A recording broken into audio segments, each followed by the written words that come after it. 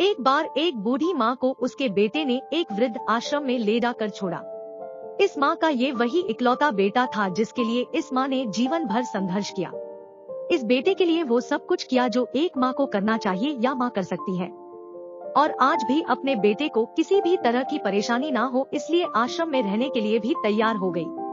वृद्ध आश्रम में रह रही माँ हमेशा अपने बेटे को याद करती, मगर बेटा केवल साल में एक बार उसको मिलने जाता या फिर फोन पर बात कर लेता। कई साल बीत गए। वृद्ध आश्रम से बेटे को एक दिन फोन आया। उन्होंने कहा, बेटा जल्दी से आश्रम आके अपनी माँ से मिल लो, वो बहुत सीरियस है। बेटा जब अपनी बीमार माँ के पास पहुँचा तब वह अपनी आखिरी सांसें गिन रही थी। बेटे ने अपनी माँ से उसकी आखिरी इच्छा पूछते हुए कहा, माँ मैं तुम्हारे लिए क्या कर सकता हूँ बताओ। माँ ने कहा, बेटा इस आश्रम में गर्मी और मच्छर बहुत ज्यादा है, यहाँ पर कुछ पंखे लगवा देना।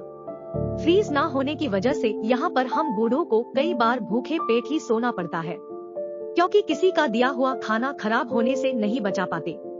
तो इस आश्रम के लिए 1-2 फ्रिज भी खरीद कर दे देना।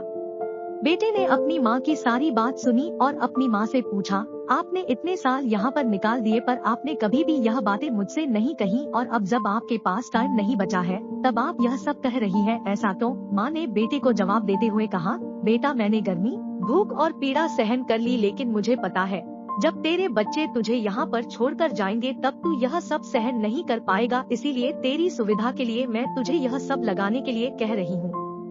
दोस्तों, माँ की ये आखिरी लाइनें किसी भी बेटा या बेटी की आंखें खोलने के लिए सक्षम है। इतिहास हमेशा अपने आप को दोहराता है। अगर आप चाहते हैं कि आपके साथ अच्छा व्यवहार हो तो आपको भी दूसरों के साथ वैसा ही व्यवहार करना पड़ेगा। यह कहानी आपको कैसी लगी कमेंट में जरूर बताएं, और इस वीडियो को शेयर जरूर करें।